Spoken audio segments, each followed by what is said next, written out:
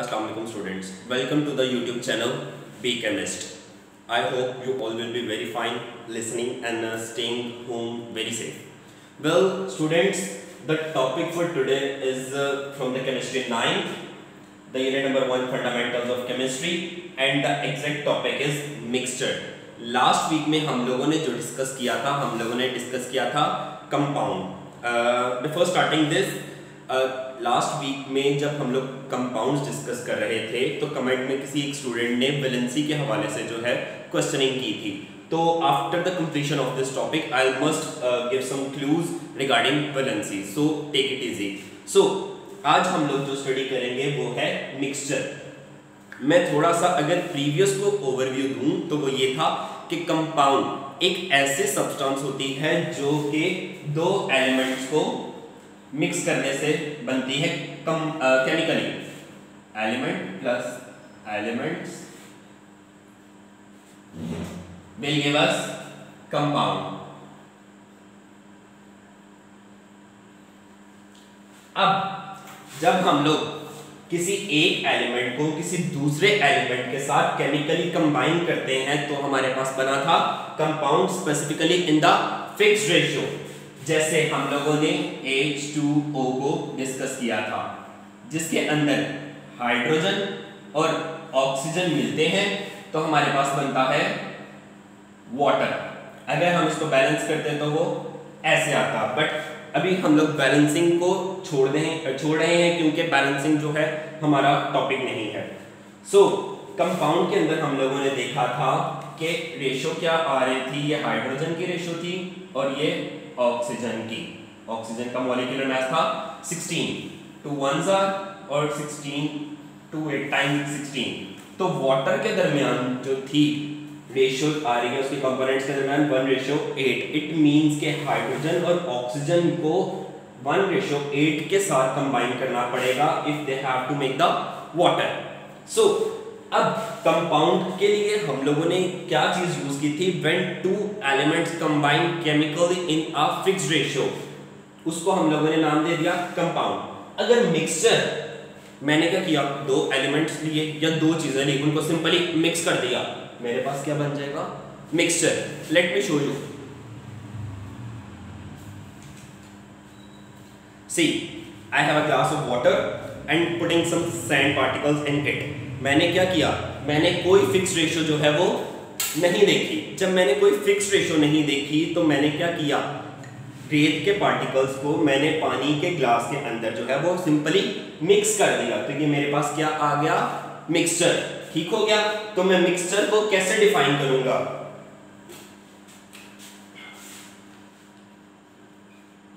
The simple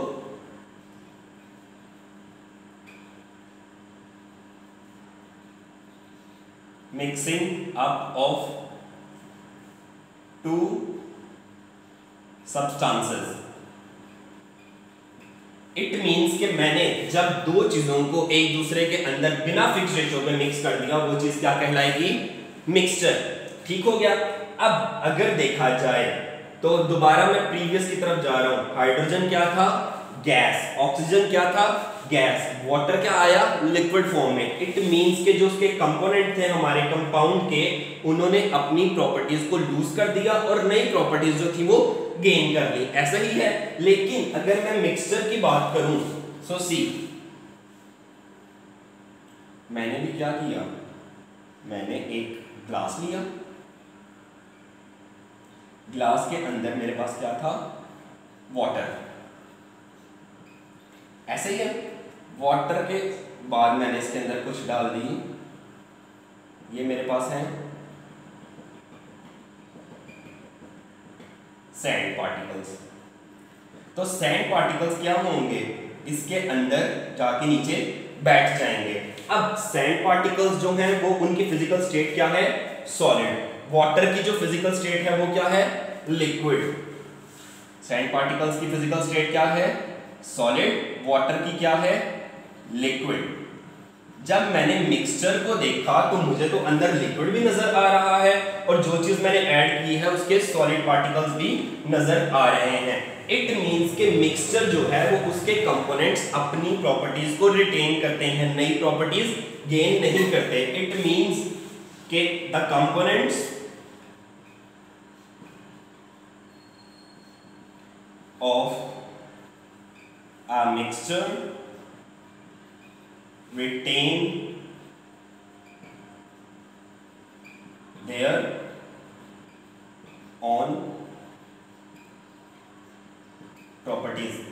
So मैं दोबारा से इस चीज को डिस्कस करूं तो क्या मैंने बोला है कि जब भी मिक्सचर्स को हम लोग एक्सप्लेन करेंगे तो मिक्सचर्स के कंपोनेंट्स ऐसे होंगे जो अपनी प्रॉपर्टीज जो हैं उनको लूज नहीं करेंगे, ना ही वो न्यू प्रॉपर्टीज गेन करेंगे, बल्कि जिस फिजिकल स्टेट के अंदर यूजुअली वो हैं वो उसी के अंदर रहेंगे। Is it clear students? ठीक है। अब हम लोगों ने एक और कंपाउंड के अंदर मैंने ये चीज पढ़ी थी कि हम लोग compounds can not be separated by physical means, कि हम लोग कंपाउंड्स को किसी भी फिजिकल मींस के जरिए से सेपरेट नहीं कर सकते। लेकिन अगर इसके ऑपोजिट देखा जाए, अनलाइक टू कंपाउंड्स मिक्सचर के हम लोग क्या कैरेक्टरिस्टिक शो करेंगे कि हम लोग मिक्सचर्स को फिजिकल मींस के जरिए से या फिजिकल मेथड्स के जरिए से सेपरेट कर सकते हैं। इट मींस के the component of the components of mixture can be separated by physical means। यानी अगर देखा जाए तो मैंने क्या किया था, मेरे पास ये एक मिक्सचर रेडी हो गया था। अगर आप लोग व्यू कर सकते हैं तो देखिएगा सैंड पार्टिकल्स अभी भी मुझे सॉलिड स्टेट में नजर आ रहे हैं और जिसके अंदर मैंने ऐड किया यानी कि वाटर जो है वो अब भी लिक्विड है। जब मैं इसको फिल्टर करूंगा किसी भी मैं स्ट्रेनर के जरिए से या फिल्टर पेपर के जरिए से अगर इसको फिल्टर करूंगा तो पानी जो है वो मुझे नीचे निकल आएगा फिल्ट्रेट में, ठीक हो गया, और ऊपर जो है वो रेजिड्यू रह जाएगा। ऐसे ही है। इट मींस के हम लोग मिक्सचर्स को फिजिकल मिक्सचर के कंपोनेंट्स को फिजिकल मींस के जरिए से सेपरेट कर सकते हैं, चाहे हम लोग एवापोरेशन करवाएं। एवापोरेशन, अगर मैं इसी मिक्सचर को धूप में थोड़ी देर के लिए छोड़ दूं तो क्या होगा, वाटर के मॉलिक्यूल्स एवापोरेट कर जाएंगे और पीछे मेरे पास क्या रह जाएगा, सैंड पार्टिकल्स। इसका मतलब यह है कि मैंने वाटर को भी अलग कर लिया और सैंड पार्टिकल्स को भी अलग कर लिया। अगर मैं फिल्ट्रेशन करनी चाहूं तो भी हो जाएगा, डिस्टिलेशन, सब्लिमेशन,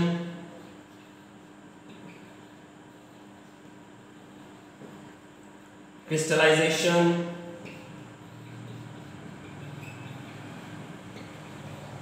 एंड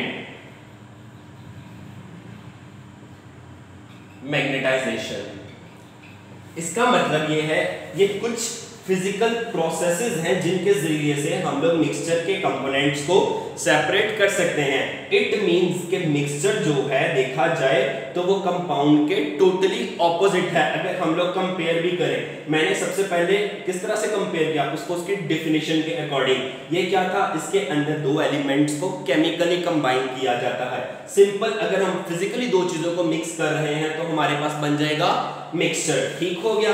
इसके लिए फिक्स्ड रेशियो का होना जरूरी था कंपोनेंट्स के दरमियान, इसके लिए किसी किस्म के फिक्स्ड रेशियो का होना जरूरी नहीं है, ठीक हो गया। कंपाउंड्स के जो कंपोनेंट्स थे उनको हम लोग सेपरेट नहीं कर सकते थे फिजिकल मींस के साथ, लेकिन मिक्सचर के जो कंपोनेंट्स हैं हम लोग उनको डिफरेंट फिजिकल मींस के जरिए से सेपरेट कर सकते हैं, जिसमें evaporation, filtration, distillation, sublimation, crystallization और मैग्नेटाइजेशन आ रहे हैं। मोर ओवर जो कंपोनेंट्स थे हमारे कंपाउंड के वो अपनी प्रॉपर्टीज को लूज कर देते हैं और नई प्रॉपर्टीज जो है वो गेन कर लेते हैं। But unlike to compound, mixture के जो कंपोनेंट्स है उनमें ऐसा नहीं होता। मिक्सचर के कंपोनेंट्स क्या करते हैं, मिक्सचर के कंपोनेंट्स क्या करते हैं, अपनी ही जो प्रॉपर्टीज होती हैं उन्हीं को रिटेन रखते हैं। लाइक मैंने एग्जांपल दी थी कि अगर मैं दो चीजों जिसमें से सैंड और वाटर को मैं मिक्स कर रहा हूं, ठीक है, तो सैंड के जो पार्टिकल्स हैं वो जब मिक्स करने के बाद भी सॉलिड स्टेट के अंदर ही रहेंगे और वाटर जो है वो as it is liquid state के अंदर ही रहेगा। ठीक हो गया। अब हम लोगों ने कंपाउंड्स के कुछ टाइप्स पढ़ी थी ना, आयनिक कंपाउंड्स, कोवेलेंट कंपाउंड्स। उसी तरह से मिक्सचर जो है वो उनकी दो टाइप्स हैं। The first one is homogeneous and the other one is heterogeneous। अब होमोजीनियस और हेट्रो आप लोगों ने कीवर्ड्स रखने हैं। होमो का वर्ड जब भी सामने आएगा उसका मतलब है सेम, हेट्रो का मतलब जब भी आएगा उसका मतलब है डिफरेंट। ठीक हो गया। इट मीन्स के होमोजेनियस मिक्सचर ऐसे मिक्सचर्स होंगे जिनकी कंपोजिशन थ्रू आउट सेम होगी। लाइक अगर मैं कॉमन एग्जांपल दूं तो क्या बोलूं, एयर। जरा इधर देखिएगा, एयर जो है वो हमारे पास होमोजेनियस मिक्सचर होता है डिफरेंट गैसेस का, जिसके अंदर नाइट्रोजन होती है 78.09%, ऑक्सीजन है 20.94%, आर्गन है 0.9%, कार्बन डाइऑक्साइड है 0.03%, वाटर वेपर्स हैं, वाटर वेपराइज होकर मौजूद होता है, एटमॉस्फेरिक वाटर 0.0001%। तो देखा जाए तो जो एयर की कंपोजिशन है वो थ्रू आउट सेम है। मेरे घर में भी एयर के अंदर नाइट्रोजन इतनी है, ऑक्सीजन इतनी है, आर्गन इतनी है, और उसी तरह से आपके घर में जो एयर मौजूद है उसके अंदर भी ये कंपोनेंट्स जो है वो थ्रू आउट सेम है। इट मींस के एयर जो है वो हमारे पास होमोजेनियस मिक्सचर्स की एग्जांपल है। मोर ओवर आप लोगों की बुक के ऊपर गैसोलीन जो है यानी कि पेट्रोल से रेलेवेंट कंपोनेंट्स हैं, उसके अलावा आइसक्रीम जो हम लोग खाते हैं, देखा जाए तो जितना उसका फ्लेवर है वो थ्रू आउट सेम होता है। उसके अंदर बाकायदा इंग्रेडिएंट्स की जो कंपोजिशन है वो इस तरह से सेट की जाती है कि जो टेस्ट मेरे कप का या मेरी आइस स्टिक का आएगा उसी का टेस्ट सेम टेस्ट जो है वो आप लोगों की आइस स्टिक का होगा। अगर हेट्रोजीनियस की बात करूं तो हेट्रो मींस डिफरेंट, यानी ऐसे मिक्सचर जिनकी कंपोजिशन जो है वो थ्रू आउट सेम नहीं होती। ऐसे ही है जिनकी कंपोजिशन थ्रू आउट सेम नहीं होती उन मिक्सचर्स को हम लोग कहते हैं हेट्रोजीनियस। Common example salad. अब सैलड के अंदर लाइकवाइज मैं यूज कर रहा हूं कैरेट, cucumber,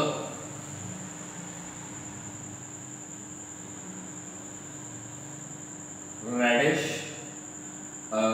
साथ में हम लोग यूज कर रहे हैं कैबेज, सैलड लीव्स में लेट्यूस। सो अब हो सकता है जो प्लेट मैंने ली है सैलड की उसमें रेडिश ज्यादा हो जाए, आपकी प्लेट में कैरेट ज्यादा हो जाए, तो उसकी कंपोजिशन जो है वो वेरी कर रही है।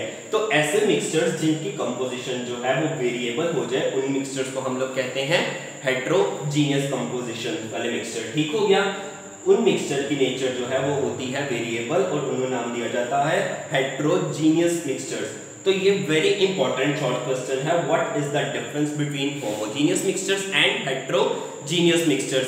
सो one thing students, let me remind you, kindly subscribe the channel be chemist. So आज का जो हमारा ये टॉपिक था मिक्सचर वो यहीं पर वाइंड अप हो रहा है। इससे रेलेवेंट अगर किसी को प्रॉब्लम है तो ही मे ऐड द कमेंट। अब प्रीवियस क्वेश्चन जो बच्चे ने पूछा था या किसी स्टूडेंट ने पूछा था वो ये था कि वैलेंसी। तो अगर आप लोग मेरा कंपाउंड वाला टॉपिक देखें तो उसके अंदर मैंने सोडियम और क्लोरीन की एग्जांपल जो है दी है। सोडियम के आउटर मोस्ट शेल के अंदर एक ही इलेक्ट्रॉन था जो कि वो क्लोरीन को डोनेट कर रहा था। तो सोडियम ने एक ही इलेक्ट्रॉन डोनेट किया, उसके ऊपर चार्ज आ गया +1। तो +1 जो है वो सोडियम की वैलेंसी होगी, यानी कि आपकी पॉकेट में जितने पैसे हैं आप उन्हीं से चीज खरीद सकते हो। तो ये आपकी एबिलिटी है जिसके साथ आप चीज खरीद रहे हो। Same as it is element के जो एटम्स होते हैं, जितने उनके आउटर मोस्ट शेल के अंदर इलेक्ट्रॉन्स होते हैं, वही डिटरमिन करते हैं कि उनकी वैलेंसी जो है वो क्या होगी। अगर क्लोरीन के आउटर मोस्ट शेल के अंदर 7 थे, उसको अपना ऑक्टेट कंप्लीट करने के लिए एक इलेक्ट्रॉन की जरूरत थी, तो उसने एक ही लिया था, ऐसे ही था, और उसकी वैलेंसी क्या आई थी? -1।